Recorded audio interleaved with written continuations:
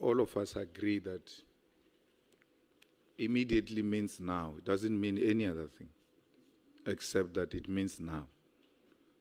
So, as a minister who's got a driver, because you're giving examples of cars, and they're driving, you're at the back, then you say to them, hey, chief, stop the car immediately.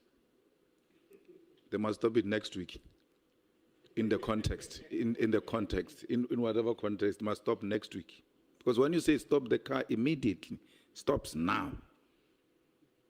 So immediately only means that, doesn't mean any other thing in whatever context. If you say, well, stop the car immediately, and there is no yellow lane or anywhere where they can park, they will be looking at finding a way to stop this car immediately, because the principal said we must stop the car immediately. That should have been the understanding of the letter of the 31st. When you wrote it, you were expecting that must stop now. Can we all agree that that is the understanding? Not that in the context it meant this and that and that. Yes. Chair. Through you. Yes, Honorable Minister, you may respond. The difficulty with that streamlined meaning is that it leaves out what is in the context concretely. The directive doesn't end there. It doesn't say stop now or disband now. It talks about a preliminary report, which I don't believe, I respect your view, but I don't believe we should remove the preliminary report. I don't believe we should remove the UNESCO meeting where same was going to be discussed as per one directive, because it didn't come in any other day. It came on the same day in the same directive. So, yes, I can't say immediate doesn't mean now, but in the context in which it was said, it has a context which gives it that kind of meaning within context. So when you say they must stop immediately, and then what was the thought about what's going to happen to the dockets? Yes, it was to say, go and prepare, in other words, a preliminary report of this directive, because it has to be implemented by them. And once we've looked at the preliminary report, there will be a UNESCO meeting. So that was the thought when I wrote the directive. At the same time as I wrote the directive, it was connected in that particular fashion.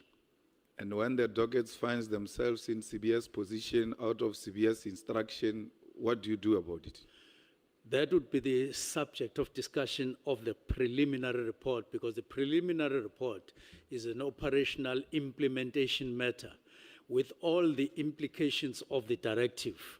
They would then say, this directive means this is what we must do or not do with dockets, this is what we must do or not do with staff, this is what we must do or not do with cases that are on, and all the related matters. They would then include them in the preliminary report, which would give us a way forward. Yeah, but when you hear out of the directive, the dockets are with Sevilla. The instruction is given, all processes and all of that. The next thing, the dockets have been removed, including dockets that were ready to go to court, and then are taken to Sevilla's office. When that is brought to your attention, what did you do about it? When I heard about that, well, we were going to, either we were going to or we were from the meeting, but I know that it was the subject of the meeting of the 6th, what would happen with dockets. Actually, in that meeting, National Commissioner did verbally say to motivate the staggered wind down of National Political Killing Stars team, in the motivation. He said he wouldn't want to see dockets disappearing in the process. And I agreed with him. And he said it's based on experience. And I agreed with him. The only concern I raised was that, well, December 2025, if there's a way of quickening the process, I also said, but even December 25, if there would still be matters in court, maybe we should couch it in a different way so that it doesn't say until the last matter is no longer in court. So we were debating and thinking about that matter. So that's what happened. What have you done when you hear 121, you're a minister, 121 dockets, some of them ripe for court, have been taken from the investigating people, and they are now in the hands of General Sibia or in his office. You hear that, that should be terrifying. And what did you do about it? I hear all of that. What did you do about it in the immediate, as a responsible executive for that department? And this is happening out of your directive. Everybody, whatever confusion is there, but the reality is that 121 cases have been taken. Families have not been briefed why their cases have been taken away. Some of those cases are ready for court. It doesn't matter. Let everything come to Pretoria under General Sibia. That comes to your attention if you didn't know that that was going to happen. But we all now know there are 121 dockets in Pretoria. As a minister who's very good at giving directives, what directive did you give on this one? Now, the matter was actually being handled at that time by the National Commissioner, and I took the line that says that they are resolving the matter because there was no standoff. For instance, I asked General Sentumule, did you, when these dockets were handed over, was it at gunpoint? And she said, no, it was not at gunpoint. We knew what we were doing, and I took the line that says they are handling the matter. They should be able to resolve it maybe even now as I'm talking, or tomorrow, or something like that. I trusted that the matter was being handled by senior people, two divisional commissioners, and then the national commissioner, and also the deputy national commissioner.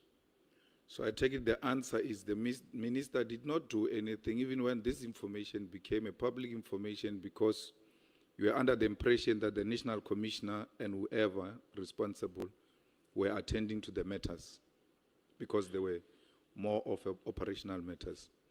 There wasn't any other way. If you believed and trusted that they are handling it, you wouldn't call a meeting. You wouldn't give a directive because they were already handling the matter. And my trust was based on the belief that they were handling it and handling it properly. That's why I asked that question at some point. So on the 31st of December, everybody is in a jovial mood. You are at home. You are not even in any place. You are home, where everybody is happy. It's New Year's Eve. And you are troubled by the crime that is happening. You're trying to think what needs to happen and all of that. And then you come to a conclusion that the crime intelligence post must be stopped. The advert of those posts must be stopped immediately and all of that. How does that help resolve your problem of crime? Because you are troubled by crime. How does stopping posts help you to fight this thing of crime? No, posts were not going to be, they were going to be discussed at the first meeting as per directive with the National Commissioner. So he said stop until we discuss the matter, which would be in January. And this was the 31st. Now, it is indeed, as you say, everybody else was busy with New Year Eve festivities. And so on. Yeah. But I had not reached the end of processing what I had started and even discussed with the deputy ministers. And I wanted, when the year begins, when we go back, we go there full of purpose in terms of specific issues that I had identified. Remember, I had called a meeting, National Commissioner, Deputy Commissioners, and Provincial Commissioner to say, I'm troubled, I'm being troubled, and I was honest. I was being troubled by these matters and so on, and everybody else in the country was troubled. So I was still processing up and down and so on. Why not discuss on the 28th? I was processing, I had not circled. And then I circle at home in a rural area. And then my mind focuses on one thing. We had been all over. I was deployed in Cape Town and in the Eastern Cape myself on Christmas days and all of those things. And I circled for the first time. Then this thing comes together. I start piecing things faster than I had done all the time. And the answer was, write a directive so that when the year begins, you are all in part focused on these matters because they're troubling a lot of people. And I'm honest that these matters, in my observation, were troubling a lot of people and the country as a whole. But, Minister, there was nothing that was going to happen in between the 31st and the official return. I know the police don't close and all of that, but the business of our country at that time, meaning everybody's withdrawn. And there was nothing urgent that will force you on the 31st of December to say, this, I have to issue this letter now. Why not wait because now it looks very suspicious. It's like a tender that is being awarded on the 28th of December. You're like, why? Everybody's on holiday. Even the mindset is now different. And you now drag us into this serious business on the 31st of December. It doesn't make any business sense, really. That would add... that would add on my side that what did immediate mean? I knew that there would be nobody who will, as a matter of today, call a meeting and convey the message and so on.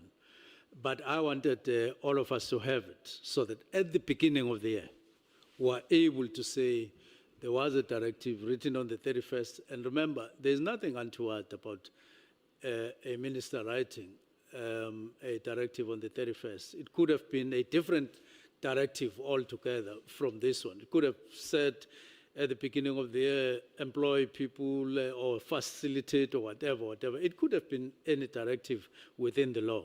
Now, it was this directive, and all I wanted was, let's focus early in the year on these matters.